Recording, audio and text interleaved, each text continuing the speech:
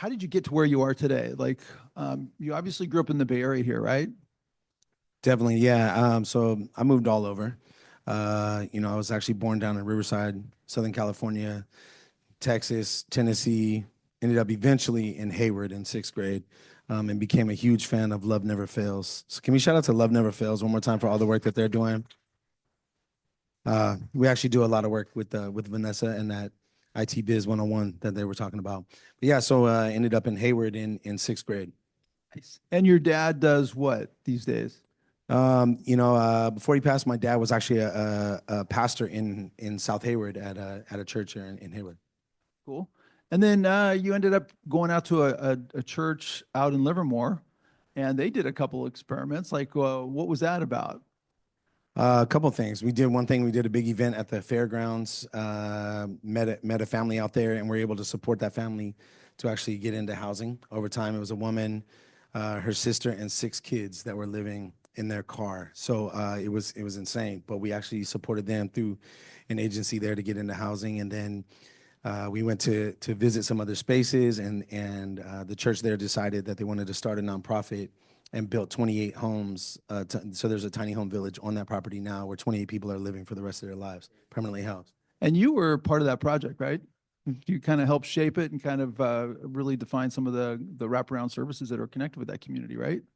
Yeah, I actually had a lot of opportunity to connect with the people that were making some decisions there, and then also I still stay in contact. I actually do some trainings there for some of the staff.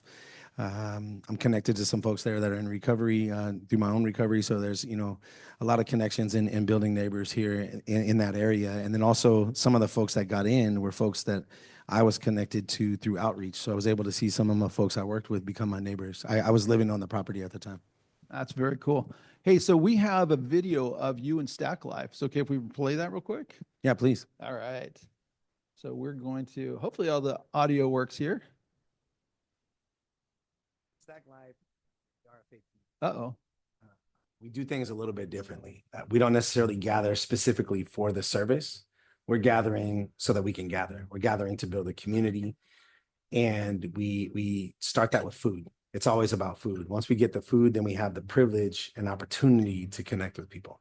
So we'll have this hot meal. We always start with coffee, right? That's a big connector. Randy needs his tea. Like I told you about, we got to make sure Randy has his tea. And then make sure that people have their hot drinks. And then we'll start, while we're preparing the meal, we get everybody's meal out. And during that whole time, there's showers going on. But in the meal times, you'll see people start to gather. There's just tables laid out. People are at chairs and tables, and they'll start to lump together and say, hey, you can sit right here, or hey, over here. And then we'll have like people that speak different languages that will, they'll come together, and you'll start to have even brand new people lump together through language, or people lump together through age, people lump together through different life experiences. But all that comes together and gels when you sit at the table directly across from somebody you never met before and share a meal. Working with an unhoused population, we typically find folks that are really transient. So relationships are tough. So being in a shelter space across the street from encampment where everybody is connected, we're starting to build some consistency. So that relationship develops over time, or it might be somebody who just becomes unhoused. They drop into the encampment. They're not even in the shelter. Then they can come over for a lunch. Then they hang out with us at StackLife, have a meal. I get to know their coffee order. So seeing that develop over time, it's powerful. Frank is a guy who is in his 60s, born and raised in Hayward, literally the street behind StackLife, where South Hayward Parish is. He lived there for many years, and about 4 or 5 years ago, lost his housing and ended up in the shelter with us. Well, he started as kind of a grumpy curmudgeon guy, and then ended up jumping in and starting to help people, encouraging others. He linked up with a guy named Dave, another guy named Randy, all these gentlemen in their late 60s. And Frank, he became, an MVP. He would sit outside the food pantry every day and give out masks to everybody. He just had a job. He created a job for himself that used his skill set, and he started to do those things. Well, he was big into StackLife from the very first time he came to the shelter and he gathered around the food on a regular basis. And that's what broke down the walls so that we can actually connect as friends, not as service provider and service recipient. Just 2 days ago, he called me up and was like, "Hey, Aaron, this is Frank. I'm praying for your family. You pray for my family. Blessings to all of you in Jesus' name, amen." And just hang up. And he's now housed. He has a house in Newark, California, and he's able to reach out to us, stay in contact. He would even come back and get his meals from us on a regular basis. You know, at StackLife, we started as a faith community, but the real purpose was to gather in community for us to be able to create a space where people can belong, and especially for people that don't normally feel that way. And so over food, we get people together. We get this opportunity to come together. After you do that repeatedly, people start to let down the walls, and we start to connect. And some of our folks have said they want to take their next step in their faith, and we've had several baptisms, and the first of which was our brother Dave. So when Dave decided he wanted to get baptized, we brought the trough.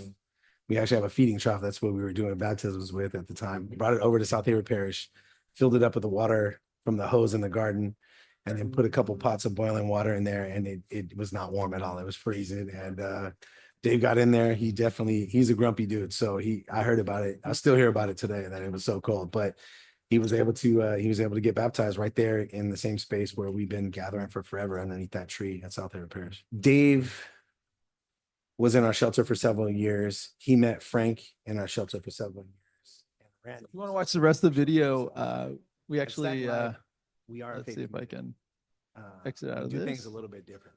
And you can watch it out on the StackLife website. So that's out there. It's a great video. It's kind of fun, but it gives you an idea. So you started bringing people to table and really building relationships out there, but you learned a lot about our homeless communities out there, and you decided that this is what you wanted to kind of do. So I want to give you the opportunity to go through the slides here and tell us what are some of the learnings and some of the observations. You work with unhoused individuals, and you had some great observations, some new data for us that I thought was really interesting in terms of asking the question, where did people and what are we going to do next?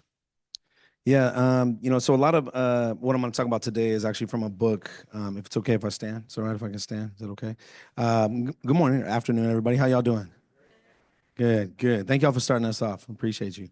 Yeah, so really, if we're looking at like what is homelessness, right? You know, there's, and I will say that's a term that in that world is not necessarily endeared. I've been checked quite a bit by folks that I work with. So most people, if we're looking at somebody who doesn't currently live in a house, it's best to refer to them as someone who is unhoused. So people first language, using a person that's in the current situation, not identifying them.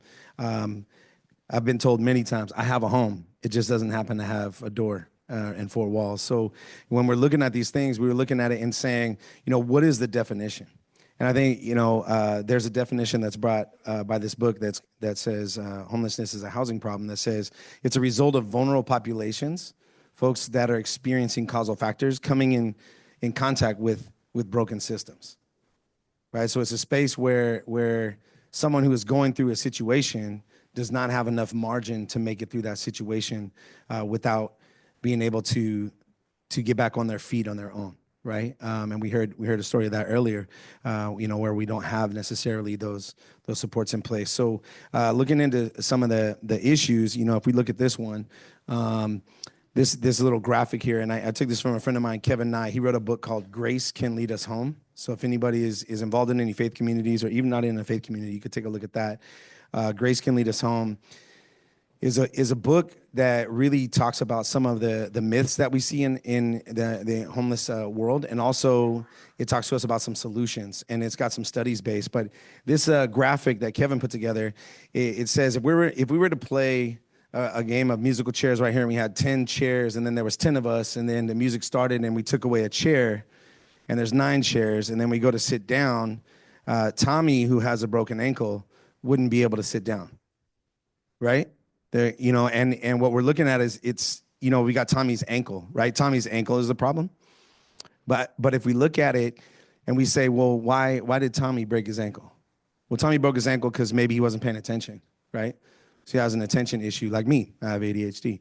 Or maybe Tommy happened to be inebriated and stepped off a curb. So maybe he has a drinking issue, right? And it caused this. Or maybe Tommy talks too much and he was angry and he got in a fight and he broke his ankle. So Tommy is the reason for it. When in reality, facts show that the reason that Tommy didn't get sit down is because we took a chair away. And that hits me. Hopefully that'll hit you. So the real root cause of this issue is not that Tommy has a substance use issue. And I will say we tend to over-identify substance use issues with people that are unhoused. It's not that there's a mental health issue. We tend to over-identify mental health issues with people that are unhoused. And I'll say most of that is because of the fact that we see like a finite group of people that tend to be more visible to all of us, right? Tend to be out in spaces where we run in contact with them, and it triggers our emotional response to say that, oh, because we saw this person, they happen to not have a house, they happen to have a mental health issue, that spans across the entire population. However, facts show that that's not true. And so then we look at some of these models, like what do we do? And this is a figure put together by Kevin, but if you look at it, you see this level of dependence on one axis, and you see that treatment, compliance, psychiatric stability, and then abstinence as like these precursors in this thing called a traditional like treatment first model, right? So a lot of those models is like, hey, if you sober up, I got a place for you, right? Sober up, I got a place for you. So what happens is somebody who does not have a house, and then they climb up, and then we put them in a shelter, like some sort of temporary space, which I happen to operate a couple of those. I also have safe parking, also work with transitional housing through tiny homes, a couple different of those things that I operate in the Hayward area. And then we get them in a shelter, and then we move them into something a little bit more permanent. And then we get them finally into permanent housing. This model actually doesn't necessarily work because the level to enter is just so high for folks.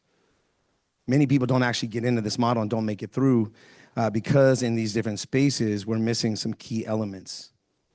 If anybody's familiar with the Maslow's hierarchy of needs, I'm not sure if y'all are familiar with that. If you're not, take a look at it.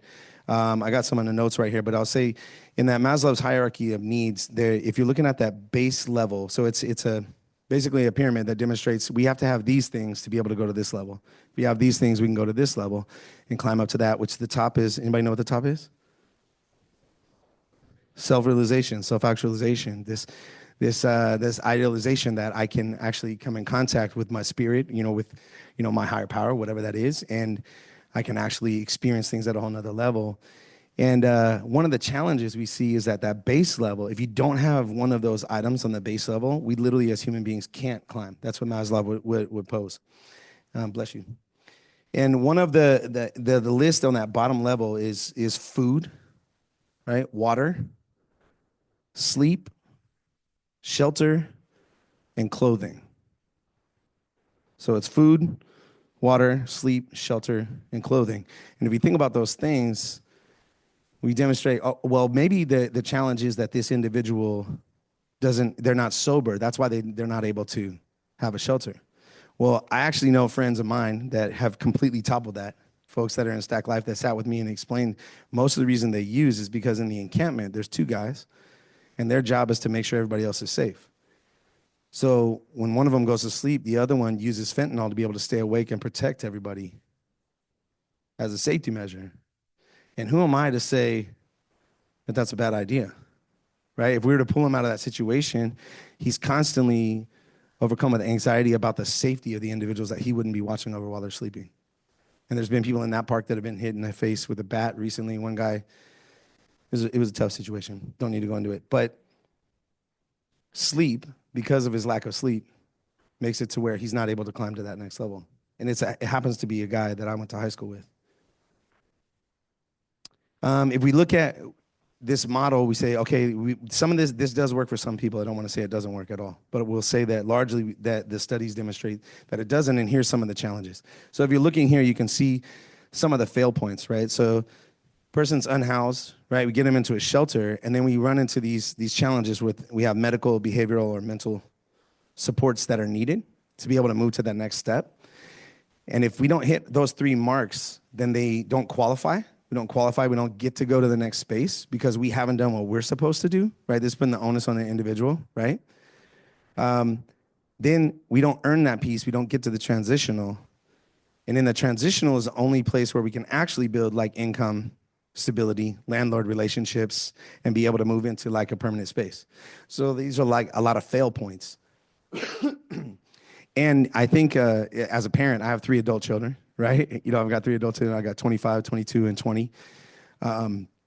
And I look at it like I want my kids to be able to do these things, right? I want them to get their medical care together. I want them to have their behavioral norms together. I want them to have their mental health together. I want them to have their income together. I want them to have that landlord relationship because I'm the landlord. I would like to have that relationship where they do what I tell them to do. I don't know if anybody has adult children, but that's not possible. But if we look at this other model on the bottom, there's this thing called Housing First. You probably heard about it. If anybody's in the space, you might have heard of this. There's a lot of places where Housing First, there's several different films out there. Recently, there's one called Beyond the Bridge that just talks about this, and they interviewed the gentleman who helped to actually create Housing First, and he says there's a lot of models out there that use the term Housing First, yet they're Housing First light, they're Housing First watered down. And the definition of Housing First is you present a house with all of the things, right? Not a shed, not something that doesn't have electricity, not something that doesn't have a locked door, but you present all of the basic needs of a human being, and with that, you provide all the services that that specific individual needs, right? The specific individual services that are needed. So medical, behavioral, mental, income, landlord relationship. And then that creates life stability, and then people can climb from there, right? So we're creating this space where we're helping people to go to the next level. We can't pull anybody to the next level. We got to be able to create those spaces and people can climb. So I'll say like for me in a lot of the work that I see, I'm in recovery myself and working with folks in recovery, I struggle and I have all of the things I need. I have a family, I got a wife, I got 3 kids, I got a mentor, I got a sponsor, I got meetings I go to. I got all these things that I can access. I can pick what I eat, right? I can pick where I go, when I go, I can drive where I need to go. I have access to technology. And who am I to say that somebody that's on the street is able to have the same recovery I'm having without access to those things? So Housing First works, and there's studies that demonstrate if you follow the exact model, you're looking somewhere between like 84 to 86% long-term success rate. I don't know if anybody's ever done anything. If you've ever iterated anything, you just keep going. If it's 86%, you just keep going. Let's try to get it to 86.2. But if we can follow this model where we actually just get people into housing, permanent, with a locked door, with access to all those resources, it's actually cheaper than managing the situation. There's a study that was just released a few weeks ago called The Cost to Do Nothing, if you want to look that up. It talks about the cost to do nothing on average, and this is in Santa Clara County, was $64,000 per person to do nothing. So that's the weight on the system. If we're looking at what it costs in, medical bills, what it costs in emergency services, being able to provide all these food items, all the things that are needed out in space. But if we were actually just to intentionally house each individual, it would be somewhere around $42,000 a year to literally just intentionally house people with the right amount of support services. There's one gentleman we worked with, the city of Hayward has a fire department ambulance that's specifically designed to support people who are unhoused. So if there's a 911 call or some sort of complaint, this ambulance goes there, and it has 2 paramedics that are trained in community health instead of sending the normal 911 provider. So they put an intentional group out there. And because of the fact that they've got this intentional group out there, their only goal is to provide the needs for this person and take them anywhere except for an emergency room. So if you think about that, a lot of times we go into a current system where we go in the emergency room says, what's the complaint? We finish the complaint, and then you leave. One gentleman, they call him $1 Million Robert, in 1 year that they did a study on him, had 173 emergency contacts, totaling somewhere around $986,000 in 1 year. And they noticed that he constantly had all these 911 calls, police, ambulance, fire. They listed all of the facilities he went to, everything with an ER, mental health, psychiatric, substance use. All of these things are all places he was taken. He never received one single night as a stay in a medical facility. So 173 times he went to a place that gave him a diagnosis. Anybody guess what the #1 medical diagnosis he received was? More than 50 times.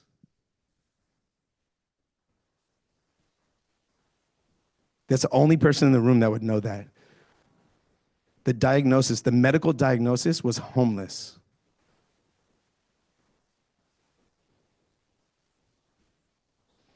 Yeah. 1 month, they did like an 18-month, kind of longer range look at it. 1 month, he had one 911 call. You know what happened during that month? He was able to live with his brother. Agency leads to buy-in. When people have agency, right? We talk about empowering people. One of the challenges with that word is it almost sometimes supposes that I have the power and I'm giving it to them. Agency is this idea that, say your name again, manager of service, manager Terriel. Terriel, does anybody believe that she was given power from other people or that she had it the whole time? I believe you had it the whole time because she's a boss. And that's why she's a boss now, right? She's always been a boss, right? And what happens is we work with Love Never Fails to be able to get people to tap into their resource that Terriel is probably the only person who can unlock, right? Because that person possesses that. So that's agency. It leads to buy-in. Individuals jump in. Then that choice leads to empowerment, right? Where that person is now starting to feel these things. People are safe. Support services are effective. And they build on stabilization. There was this study by UCSF that was put out last year. I'm not sure if y'all checked into that. If anybody wants to do studies, just talk to me later. I can give you a list of all of these things. But it was one of the biggest studies ever, and especially in California, where they interviewed thousands of people. And they demonstrated that almost twice as many people access and regularly utilize services in a shelter setting than they do on a street. But those same services are available in both. It's just, for those of us that are trying to find somebody, how often does a phone number change? Right? Phone number changes all the time. For those of us that are working with somebody, they may or may not even have a phone. All right? They say they're going to be at a place, and they show up. They're for sure on time. It just happens to be 6 a.m., and their appointment is at 10 a.m., and they get frustrated that we didn't open the door for them because we were late. But they don't have a way to tell time, right? Right? This is a thing that happens all the time. So service utilization, it really creeps up when people are in stable places. If housing first works, then why is homelessness getting worse? So this is the HUD subsidized housing units, number of units, right, that we can see, number of units in black, and then the red is the new construction, right? It's a new construction. You can see starting in 1976, a lot of units, a lot of new construction, and then that started to drop off. Mid-1980s completely falls off. What you see in the industry at that time, a lot of builders went out of business. Then some crept back up, and then early 2000s, a lot of builders went away. Right, so if you notice, there's a 25-year overall just decline of these types of units, subsidized housing units, right? So there's not enough housing available. There's not enough chairs for actually us to play a game and everybody get a seat. You also notice this, starting 1985, that green line on the bottom is the median household income. It's basically stayed pretty much the same, gone up in small points since 1985. The median income, you see there in 2020, but you look at that rent price all the way down from 0 up to 140% change over that same amount of time. So there's a huge gap in affordability in our community, right? So these are actual practical reasons that people are unable to find housing. I have my own little thing that I'll posit here around my beliefs around community. And then what I've noticed is what I've learned from my wife, Filipino community, there's a lot of people that tend to live in same spaces, right? People live in a communal space, longer time, more generations in one place. My father-in-law was the first to migrate here from the family, 1972. He's the oldest of 8. A couple years later, he brought his wife. My 2 oldest in-laws were here. Then they started having children. Then they were able to bring his next sibling. That sibling lived with them. Then they were able to stabilize. Then they got out on their own. Then they brought another sibling. Stabilize. Move out on their own. Stabilize. Family, community, right? Community is a real solution. My father-in-law is an engineer, worked with a lot of the oil refineries in this area. When he passed away, he's got dozens of grandchildren in the space now that are all school. My daughter just became an elementary school teacher. Isn't that crazy? Yeah, that's wild. In Fremont, 510. Shout out to the 510.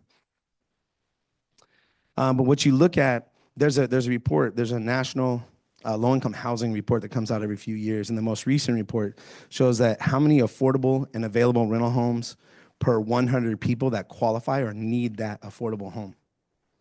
So when you look at the statistics, you'll see that there's a lot of correlation with poverty. Like people believe that poverty is actually what causes homelessness, right? And it's actually counterintuitive. Some of the places that have the lowest poverty rate, like San Francisco County, the COC, which is the Continuum of Care area here in San Francisco, one of the lowest rates of poverty in the country, actually has one of the highest rates of homelessness because the inventory is just not there, right? They're showing a national average of 37 units per every 100 people that need it. California, we're less than 30, right around 27. If you imagine affordability in San Francisco is a little bit of an issue, right? I know we got some time constraints here, so if I could, I'll tell you all a few stories. Is that all right? Okay. So that circle in the middle, if you guys can see that, this is a little coin. It's a little wooden coin that a friend of mine made. They burned it, and it has South Hayward Parish, a little logo with a heart. And this little coin is a thing that we just give out when people come to StackLife. And every single time I've given them out, somebody tried to give it back to me.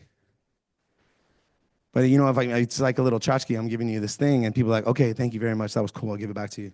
Oh, no, this is for you to remember that you belong here. And people take it with them, right? If they're able to keep it or not, they remember that they got a token. There's a coin, there's a piece. Like, I actually got a ticket to get in, right? So what you see is when we're giving out those tokens, we were sitting around a table having a meal. Some folks want to talk about their faith, so we actually have several different of our friends grabbing there, and they're putting their token out there. And you just see that we sit around a table. That's the same round table as you saw in the video, right? Same splinters I got in my arms. But it's a place for us to gather, a place for us to just be in a relationship, a place for us to connect. People tell their stories. We come back. People are looking for each other every week. It's that peace, that community that we all strive for. And so just reminding people that they belong. If you see in that bottom corner, everybody's wearing these vests. So they told me that they wanted to clean up the area. So there's been a lot of complaints around trash and debris in the area. So these are all unhoused individuals that live at that park or in the shelter. And we got them these little vests that have that logo on it of StackLife. And once a month, they want me to go get them grabbers and trash bags, and they make me go around with them and clean up the streets that they live on. And especially they stop at the playground that's across the street at the Weeks Park, and they make sure that they clean up the playground so it's clean for kids. Last week I was in Fremont, and I'm not sure if y'all have heard about the law happening in Fremont, but if anybody would like to take legal action, see me after. But there's a law that was just put into place that makes camping illegal, but also aiding and abetting anybody who's camping or on the streets. So anything you do to help somebody who's unhoused could get you up to 6 months in jail in Fremont. With that, in Fremont, there was a gentleman I was interviewing, and his name is Clint, and he lives on the streets out there, and he explained to me that he just got a part-time job doing landscaping. So what he does is he takes his money and he pays other unhoused individuals to help him clean up the streets. Could he get some of those tokens, the coins we were talking about? Could we? You know what I mean? I was like, I would love to can I get Clint on that, right? But you're looking at somebody who has very little, but they're taking a large percentage of their income and handing it to other people for the beautification of their community because there's that level of pride, right? And that's a story that really changes me, right? Talking about the way that I'm not here to change the thing, I'm here to be changed by the thing. And that's been a big change in the work that I've done over the time is for me to sit down somewhere and learn a little bit. This gentleman on the left was at that park. He used to have hair down past the belt. He was a heavy user, and he was really struggling. This guy did something that you never do. He actually got sober on his own. He walked up into the Hayward Hills and sat in front of a church for 2 weeks and just gritted out his sickness. So he was dope sick really for like 2-3 weeks. He didn't know any instance of time. He was just, and I don't know if you guys understand the willpower that would take for you to just be intentionally ill when there's a solution for you just a few blocks away, right? He picked that up. He came to the shelter after he got sober, went with us. There's this thing called a navigation center in Hayward, run by another agency. we got him referred into that because he was volunteering, and hey, this guy can work. He's of an age of a physical ability to work. He's now sober. Let's get him busy, right, doing a thing. He was in that navigation center, roughly 6 months. They helped him to get an apartment in Oakland. Got this apartment in Oakland, and he began to work with our maintenance guy at the shelter. The guy who does all the maintenance, he brought him on, and this guy painted the entire property. And it's like a 5-acre property with all these different buildings, and just painted for months and months and months and months. And then he started learning different skills, doing a little landscaping. We actually had a landscape contractor that was really not a nice person. And that money was then now rerouted to this guy who just could, use a leaf blower right in the middle of meetings. You know what I mean? And he's able to do great work. This guy has higher skill set, and he just like about 3-4 weeks ago moved into an apartment that was just built in Hayward, and he now can walk back and forth. So he can actually walk back and forth to his job. He's able to be in that space. He's got full-time employment. He's been sober almost 3 years now. He's doing some great work. If anybody would like to meet him, I'd like to introduce you. Just a couple other stories here real quick, and we can kind of wrap it up. I know we got a little time for questions. But when I was in the Tri-Valley, I used to do outreach with City Serve of the Tri-Valley. And I saw this young man. And in the Tri-Valley, people kind of stick out that are not from there, right? This young man had a pair of khakis that looked real nice. He had a shirt that looked almost like it was recently pressed. His hair was well cut. And I walked up to him at the outreach. I'm like, what are you doing? He's like, oh, I'm here just trying to get a shower. And I'm like, there's a little, if you're from the 510, you get here 510, right? You know what I'm saying? Stefan, right? See, there was a little thing. I know this person's from Hayward. I felt it. And there was a little Hayward in his voice. So we started talking, and I was like, where are you from, man? He's like, I'm from Hayward. And I was like, how'd you get out here? And he happened to be Polynesian, his ethnicity. And I was like, oh, that's one of the very first people I've met on the streets that was of that ethnicity. I was like, what's going on? What's the situation? Oh, my family kicked me out. They don't want me around, blah, blah, blah, blah, blah, blah. I was like, okay. So I went back, and I actually contacted Hayward PD, found out he was a missing person. His family is looking for him. And it was only a few days old. Went back, found this guy. I said, hey, man, your family's looking for you. They want you back. He's like, what? I thought they would, no, man, there's a missing person. They're looking out for you. This is the name. He's like, that's my brother. He agreed to go back, and that's him and his brother walking back into their driveway. It's one of the most powerful moments I ever had in my life.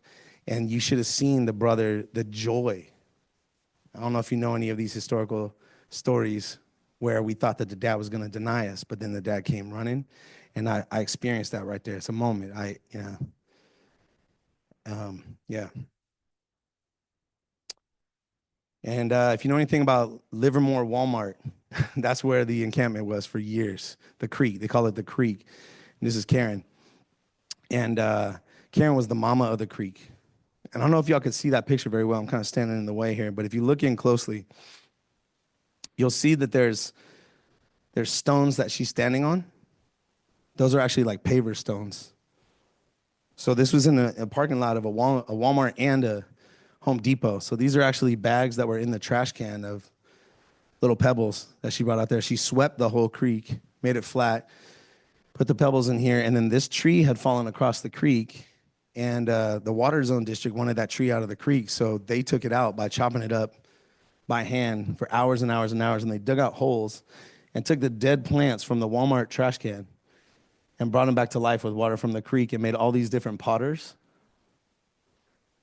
And this is another lady, Sandra, who actually was fighting cancer at the time, living in the creek, and made this snake rail fence with, I don't know where she got the twine from, and these are all plants that she revived from the trash can. And this is a space, I was talking to Ted earlier, and he was asking me, how did I start this? And this is actually the space where, wow, that was really lucky, that I went there one day, and our brother Jaime had passed away. They believe it was probably an overdose or something like that. He had dealt with some medical issues. He had gotten some housing, lost the housing, and then he had passed away. And I was going there to visit folks, and I noticed some balloons in the air. I was like, "What's going on? How are there balloons in the creek? You know what I mean? In this space?" And then there were some pizzas stacked up. And as I get closer, I realized that they're having a funeral for Jaime. And they had taken some paper and cut it up and made these little roses on some cardstock that had stuff painted on the opposite sides of it. And they would make them, and they put some sticky on there, and they made like little boutonnieres for us. It says R.I.P. Jaime. And that's what made me think that we just need to create spaces where people can explore the spirituality. Like, how do we create spaces where people, no matter what your situation is, you actually have access to your spirit, right? You have access to food. You have access to shower. So at StackLife, that's what we've done. We created a space in a shelter that's closed where we give another hot meal, where normally they would just have PB&J sandwiches handed out. We also open up the showers again so people can have another shower, because that does something to your soul. I don't know if anybody's ever had a shower after camping for 5 or 6 days. It just does, you just become a different human being. Allow people to rest, allow people to relax. And then, whoever would like to hang out, we're gonna talk today. There was a book over there, you saw that, was Spiritual Kindergarten, which is really just walking through the 12 steps, reminding us that we all got to get back to the kindergarten. We got to start back at square one. And if we think we know everything, we're not able to learn anything. So I would just put out here just last little thing. Some of the conclusions, the real answer is compassion, right? Father Greg Boyle says that, he quotes Mother Teresa a lot, that says, the real ills of the world are the fact that we've forgotten that we actually belong to each other. If we can imagine that circle of compassion and imagine it growing so large that it actually includes everyone, aggressors, bless you, even like Love Never Fails, they've done some work and supported folks who are actually aggressors in situations, because there's healing that's needed there. If someone's hurting somebody else, they've got to be going through something. A gentleman just last night at the shelter, he was struggling. He was talking about some things that were really inappropriate sexually. He's walking in circles. He's grabbing behind him. There's nobody there, but he's experiencing a situation. Seems very scary. My son, my 20-year-old son, who's a large, muscular dude, was real scared about that situation. I said, what's up to him? He stopped what he was doing. He said, hey, what's up, Aaron? How you doing? 3 seconds later, goes back to experiencing this trauma. He needs to heal. He's been through some stuff, right? But that's the piece that separates us from people, is we're afraid, right? But if we can just grow that compassion. My one tattoo, I was raised really conservative. And this tattoo is actually a growth of myself, and it was me going past these limitations that I had. And in the South, it says 144, which is how many times the Bible says do not fear. And in the North, it's the Filipino word mahal, which means love. And if we can drive towards love, then we'll water down all the fear. Direct aid to successful implementers will actually change the game. What I know about Web3, what I know about this guy, what I know about blockchain, ways that you can actually come up with ways that are really accountable, right? People can actually, you can see accountability happen at new levels. If we can get to people that are really doing it, that are in that community, you're gonna see growth like Love Never Fails. And there's never gonna be a conversation that I have with somebody going through that situation that will ever have the impact that you all do. So thank y'all for being that, supporting those folks.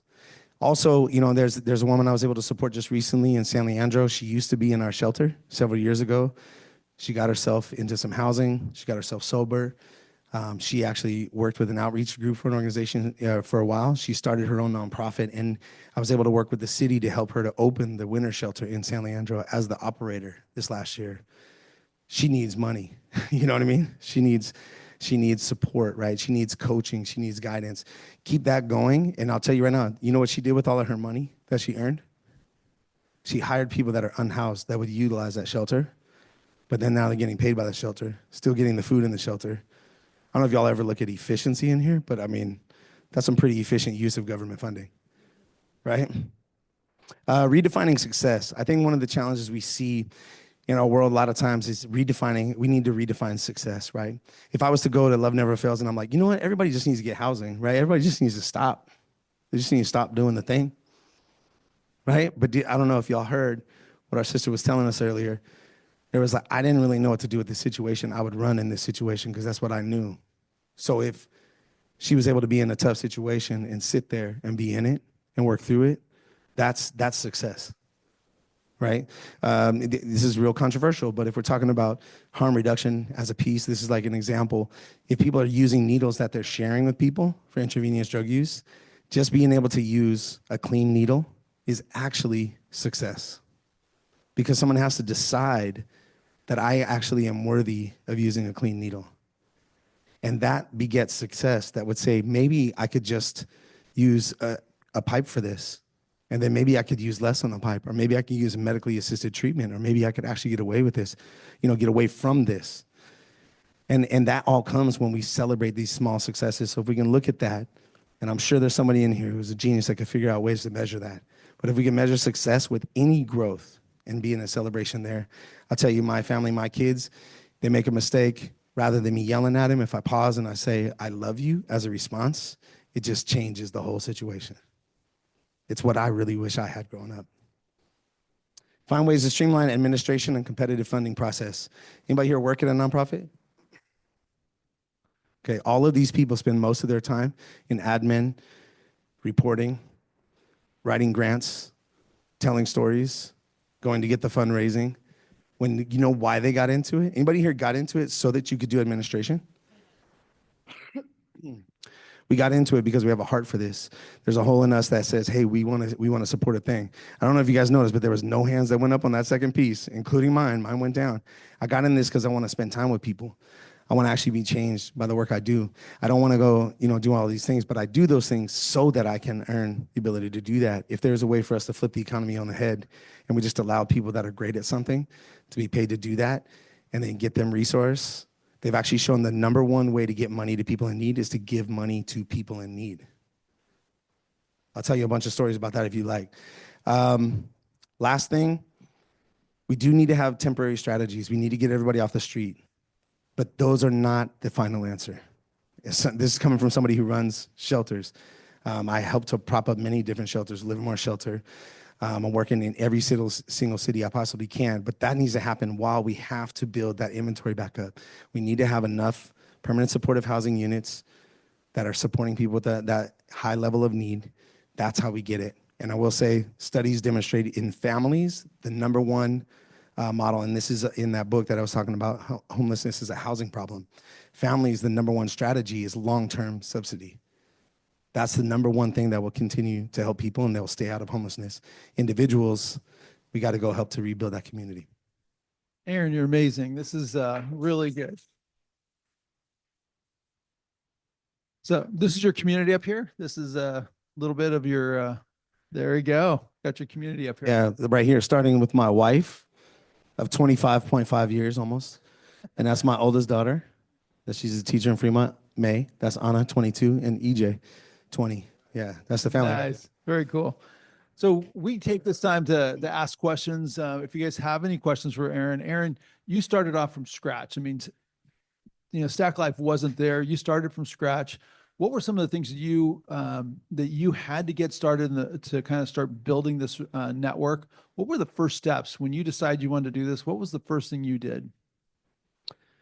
First thing, there's this word called exegesis, which means like figuring out what the meaning of a situation was. And I actually had a coach who told me, he's like, you need to do an exegesis on the community.